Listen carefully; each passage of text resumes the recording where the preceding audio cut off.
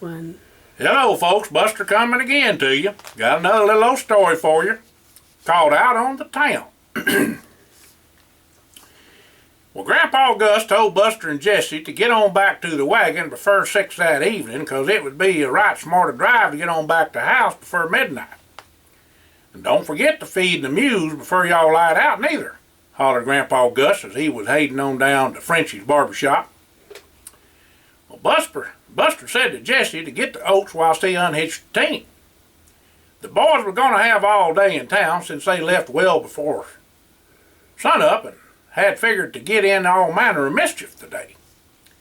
Well, Jesse said he'd have them mules fed and 2 shakes and they could head on out to Fisher's Cafe. Then they could sashay on over to Tinker's place where his and boys would be helping out Tinker in their maw, serving up the farmers and hands for dinner. Well, Jesse and Buster knowed they would always get to put on the feed bag, 'cause Miss Tinker knowed how Buster could eat and that Jesse ain't eating half right anyhow. Just like a bird, she said. Well, Miss Tinker was right good friends with the boys' ma, except she didn't get to socialize much for all the work at the cafe going on 7 days a week, you know. Sunday morning was for church and is where she done most of her visiting. Well, Grandpa Gus was picking up supplies in the wagon and not the truck, 'cause of where all they was going on the farm. The place had tractors and other such equipment, but sometimes you just couldn't take the place of a good team of mules. Bess and Joe was good uns too. They'd pull down to their haunches before they'd quit. Well, Buster and Jesse was up for the day, butchering hogs at the Ollinger place.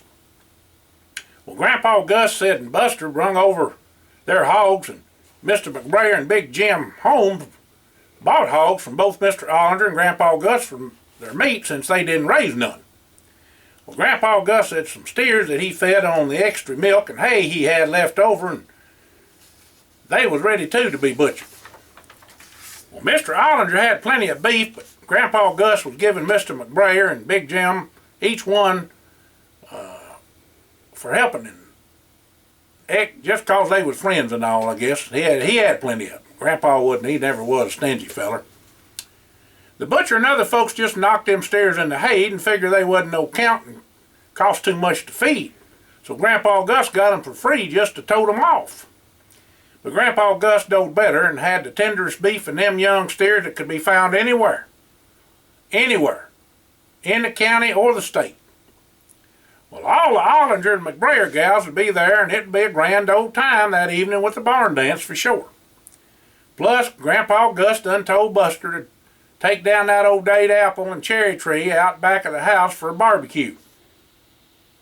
Well, Buster cut, split, and toted the apple and cherry wood to the house and loaded it for in the morning to go to the Ollinger place. Little of that apple and cherry along with a little hickory for smoking would make a feller to licking his and lips just to thinking about how good that meat was going to taste. Victuals would be aplenty, and Buster was a-looking forwards to dinner something fierce. There ain't going to be enough room in the wagon to cuss a cat when it was loaded that evening, said Jesse, after him and Buster stopped by Swaim's hardware store to check up on their order. Along with groceries, she was going to be full up. Well, Jesse said they was going to have to tie down the load, or that rough ground they was going over was going to pitch everything off of the wagon. Them potholes and wallers and washboards was mighty rough on the backside, and the springs on that old wagon wasn't nothing to write home about neither. Well, Buster said it wasn't going to be no step for a stepper, and he'd see to it proper like. Of course, with Grandpa Gus's keen eye, seeing it was meeting his satisfaction. Well, Jesse and Buster had steak and eggs for breakfast at Fisher's Cafe and then began their rounds. Well, Hired come to town for his and Paul for parts, and they seed him at the John Deere place and visited with him for a spell. Well, Hired said him and his and folks would be there at the Ollingers bright and early, and his and brother Jamie was going to look after the job Big Jim had going whilst they was gone. Of course, Walter would be there in all of his and glory. Buster knowed Melvin was going to devil Walter some, but Buster had it in mind what to do with Melvin when he started in on Walter. Now, they all know there wasn't a man among them that was stouter than Buster, and Buster was going to test old Melvin's sales when he lit into Walter. Buster had been a-saving this little surprise for Melvin ever since they knowed when they was going to go butcher. Well, that boy had a way with him, and all the women folk dearly loved that boy.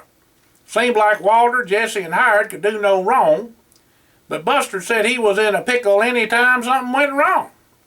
He was always getting blamed for something, and him being innocent and all. Well, old man Grasher at the schoolhouse sure enough had it in for him, appeared like. Even when Butch Mayer pulled the fire alarm in assembly. Buster got blamed for that, and Principal Grasher, looking straight at him out in front of his seat, knowed he didn't do it. Well, whilst gammon around the 5 and dime at Sterling's, Jesse spied a poster tacked up on the telephone post on the corner that said the circus was coming to town next Saturday. Now, there was an event, I'm telling you. Everybody in the county would be there, and the gals would be thicker than fleas on a dog's back. We gotta go to the circus, says Jesse. Well, Buster asked him how much hard cash he had saved up. Between the 4 of them, the boys ought to have enough for rides in the big top and eats to boot. On their rounds, they seed Miss Inez out putting up the poster for the picture show and visited with her for a spell. Buster and Jesse took over changing the letters on the marquee and putting up the posters, as she was a lady and didn't need to be climbing no ladder. Well, Mr. Ernest was her husband, and he worked out and couldn't help out much. They was good folks and real good friends with Buster's grandparents. Well, her brother was some kind of star tennis player up in a college up in the north, and she was telling Buster and Jesse about his winning a big tournament. She said she had just made up a batch of fresh popcorn and had some ice-cold soda waters in the box if and they wanted them. Either an RC Cola or a Coca-Cola. Well, whilst Buster and Jesse was eating their popcorn and drinking their Cokes, the fella that run the projector for the picture show was just beginning to preview the Buck Rogers and Johnny Mike Brown feature for Saturday and wanted to know if and the boys wanted to come on up to the booth and help him on out and watch the pictures for any bad places in the film. He had to go to the bus station to pick up new movies for the coming week and was running late and would appreciate the help. Well, sure enough, hollered Buster and Jesse. We sure will keep a sharp eye out for any bad parts in the film for you. We thank you for the kindness and opportunity, said Jesse. Well, Buster said to Merle, that was his name, that is surely a treat and would be glad to help you out any time you need us. Merle just smiled and said to keep this just twixt them and we might just do it again sometime. Said he'd be back about an hour or so, and since they was there, we was going to stop by the nursing home to check on his and Ma. Well, Jesse and Buster sure had a story to tell Walter and Hired when they see them the next day, but that just ain't the half of it now. Well, Grandpa Gus caught up with the boys at Tinker's place and told them he'd be back later on that evening, and if he wasn't back by 6, to head on back to the house without him. Well, Buster asked his Grandpa Gus what all was the matter, and he told Buster and Jesse he had to ride out to the Grantham place with the sheriff. There would be some other fellers from town a-going too, along with Doc Harris. Well, Miss Tinker had Buster the biggest bowl of chicken and dumplings a body ever could set out for him with all the trimmings. She made up a big old hamburger for Jesse, seeing how he dearly loved them dadgum hamburgers, plus a salad. Now, Jesse didn't like nothing sappy, nor no corn. Well, Buster ate his and Phil, and Jesse finally cleaned his and plate too. Miss Tinker made darn sure that he did too, or she'd be telling his mama and wouldn't certainly let him leave no table with nothing on his plate. Now, Tinker was about 350 pounds, and told Jesse he wasn't going to let him leave his place without a full belly. Then he patted his stomach and laughed so hard the floorboard shook, as well as raised the day. Well, Robert, Wayne, and David was there helping out and beginning to laughing too. Jimmy was too young then to help. Well, David told Jesse he ought to know he was going to have to clean his plate when he come in. Well, Jesse told him that he just didn't have enough room for it all and that he'd had a popcorn and a Coke. Well, that didn't make no never mind, and he was about to pop when him and Buster left on out the cafe. Well, Buster and Jesse made up to sidle on over to Soup's pool hall and shoot a couple of games of snooker. Well, they did, and then Buster took his and dime he had and went to playing dominoes with the older fellers that come by Soup's every day. Lo and behold, Buster done took his and dime, and he went to playing dominoes with the older fellers that come to soups every day. Buster turned that dime into $7. Buster was right good at games. When Buster left the game, he told Jesse they sure enough had enough hard money for all of them come Saturday for the circus. On the way back to the wagon, Buster and Jesse stopped off at Leake's drugstore for a banana split, root beer float, and a butterscotch malt. Jesse got a small vanilla cone. Buster had the rest. A new gal from over at Tar Bottoms was there and went to making eyes at Jesse there. She was Hendricks, and them people was good farm folks, but her brothers was awful rough and meaner than the cottonmouth snake. Bully was especially. Well, Jesse told Buster to hurry on up and go, so Buster took his and root beer float with him, and Jesse just wasn't a ladies' man that you would know, but all the gals loved Jesse. It's them pheromones, you know. Well, old Jesse was a sleeper, the quiet type, so you just didn't want to underestimate him. Well, Buster and Jesse made sure the mules was watered and hitched to the wagon and hated on out since Grandpa Gus wasn't back yet. The boys was happy as a lark and had a mighty fine day out on into town. Buster was driving the team out over the cutoff when the sheriff's car pulled up alongside and they stopped. Grandpa Gus got on out and took over the driving of the team. Well, Buster asked his and Grandpa Gus what all was happening out to Grantham place. Grandpa Gus said he ain't never seen the like. He said he would never talk much about it, but word would be all over the county and maybe the state before long. The Granthams, both the Ma and Pa, was bad to drink and had done left their young'uns by theirselves for several days whilst they was on a drinking binge. The young'uns was starving, and the oldest of them cut up their little brother that had died and had him in the frying pan when they got there and had been eating him all along. A terrible sight you never want to see, said Grandpa Gus. They had to put the pieces of what was left of the little boy in a shoebox to take him back to town to Doc Harris's place. The young'uns was took to the state welfare, and the high sheriff put an APB out after their Ma and Pa. It was a black day out at that place, I tell you, and Grandpa Gus was beside himself. Right then and there he pulled up the team and hugged them boys and said a prayer. Tomorrow is a new day with friends and family. Let's put this behind us and learn a good lesson from it. Be a good neighbor and look in on them and help them where you can, so something like this will never happen again. They rolled in round about midnight and set off to bed. Even though there weren't no lights on, there was much talk going on for a spell with Grandma and Grandpa and the boys. The boys slept in till 7 a.m. the next morning, and Grandma had a lumberjack breakfast for waiting for them.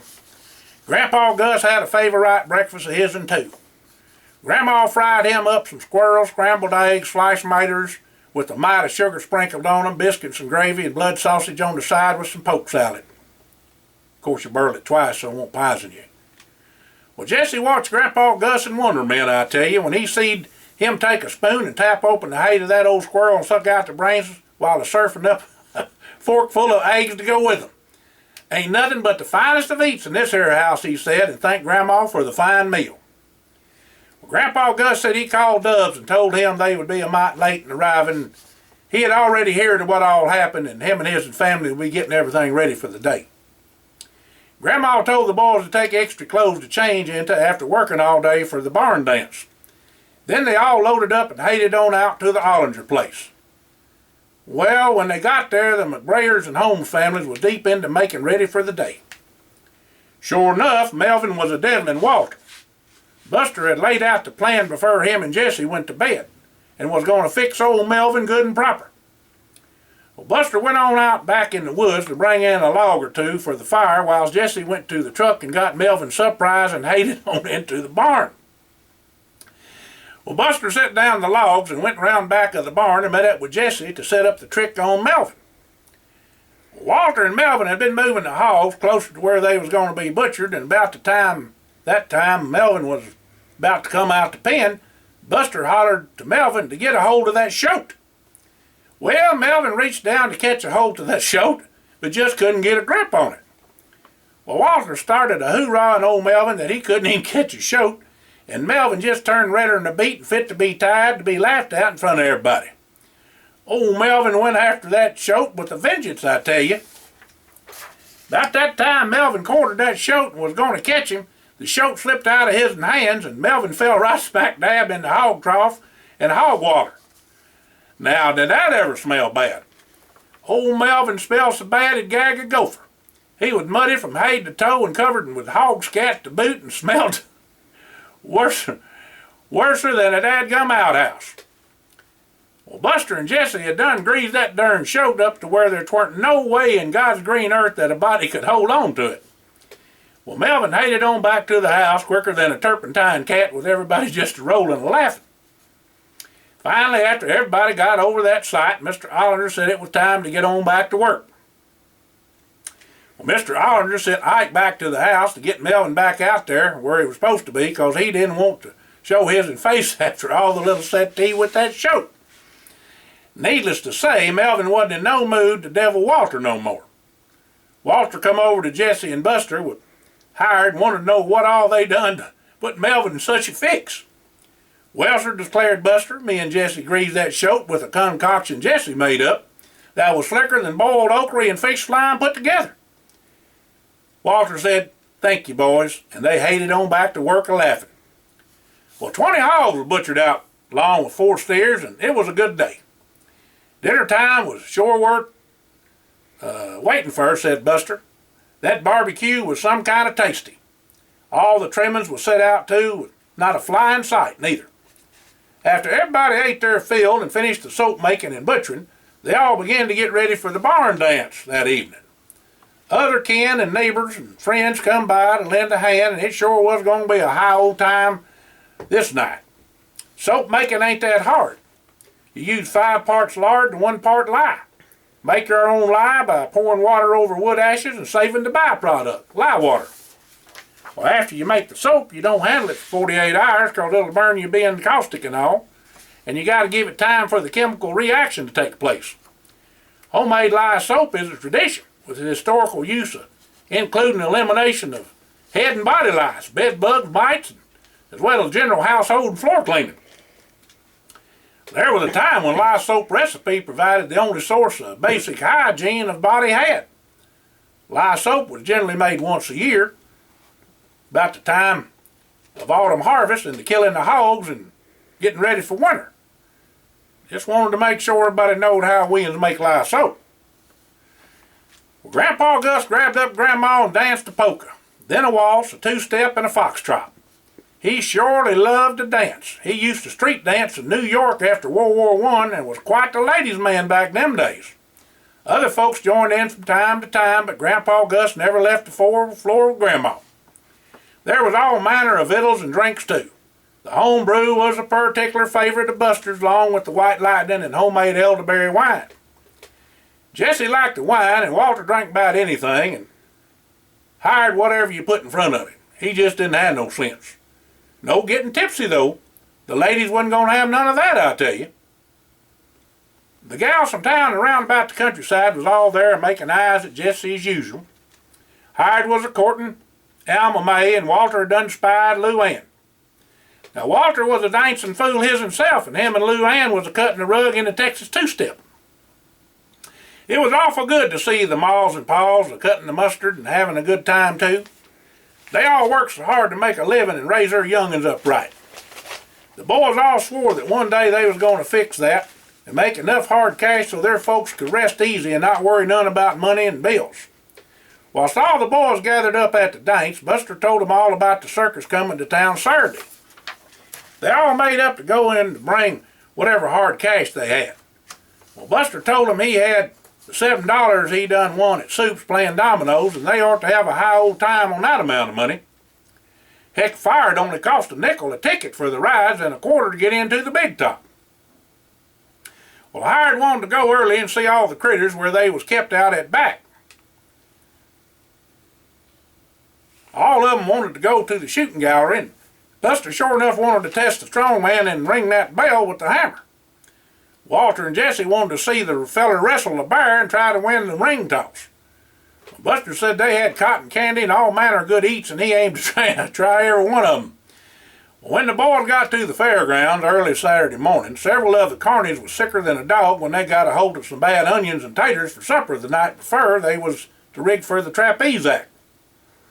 The manager was needing some help real bad and was short-handed, and Walter said he'd be glad to lend a hand. Walter wasn't scared of no heights at all. Whilst he was helping out with that, the rest of the boys volunteered to help with any of the chores that needed to be done. The boys let in to helping somever what they could. Naturally, Hired went to helping with all the critters. He ain't never been around no animals like they had there with the circus. Seeing how them animals was from around the world, it was no wonder he ain't never seen them up close before, except in pictures of show. Of course. Well, Buster was a helping and setting up the tents and rides where it took a strong back, and Jesse helped out in the ciphering department with tickets and such. One other place that Jesse got caught up in was all them pretty dancing gals that needed help with setting up costume changes when they was in their other acts. Them pheromones of Jesse was a-doing him in again. All them gals just dearly loved Jesse. The ones that was near about his age told him to stick around after the performance and go to a party that night with the carnies that they were having. They wasn't going to pack up till the next morning, and he would have a good time with them. Well, Jesse didn't know nothing about no party, but said he'd be glad to go to the party if and the rest of the boys could come too. The gal said the boys surely could come, and it would be a right lively party at that. When the chores was done, the manager said he sure appreciated the help setting up the boys and said they was proud to lend a hand. The manager asked what he owed the boys, and Buster said not near a dime. Well then, said the manager, here's tickets to the Big Top and free rides for the lot of you. Boy, they was in hog heaven. The boys all said that tweren't necessary, but the manager said it was his entreat. Most folks wanted something for helping out, but you boys just piled on in there 'cause we needed help, not asking for nothing. Your folks raised y'all right, and I'm glad to have met your acquaintance. Well, Buster, Walter, Hired, and Jesse treated their folks to the Big Top with free tickets. Their folks liked to go to the circus, but generally didn't have enough hard cash to spend on the circus Big Top with all their youngins. All the maws and paws were right proud of them boys. Each one of them had a giving heart. The boys told their folks that they was invited to the party after the circus was over that night and were being late if and that was all right with them. Now all the folks said it was since they was in town. The boys were going to stay over at Hired's that night. But they had better be at church the next morning, said their maws. Shirley and Big Jim said they'd see to it. Boy, howdy, was that party a dandy. Walter just couldn't resist asking the bearded lady if her whiskers was real. She just laughed and had him feel them. They was. The jugglers and clowns put on their own show, and Hired was a riding elephants, and Walter was on one of them horses that done tricks. The gal that rode the horse doing the trick riding was showing Walter how to do them. Well, Buster was eating them out of house and home, and him and the strong man was arm wrestling to boot. One of them dancing gals had Jesse cornered up and was swooning over him something fierce like. Herbaugh and Paul was in with the acrobats and was talking to Jesse too. The manager come up to the boys and told them if they ever wanted to join the circus, he had a place for them. The circus wasn't a big one like the Ringling Brothers, but played a lot of dates in small towns and wintered in Florida. They'd get to see the country, that's for sure. The boys said they appreciated the offer and hoped to see all the circus folks again. All the boys said it was something they would always cherish and remember. The night was young, and the moon was bright, and somebody stole a kiss. Y'all have a blessed day. This is Buster signing out to you.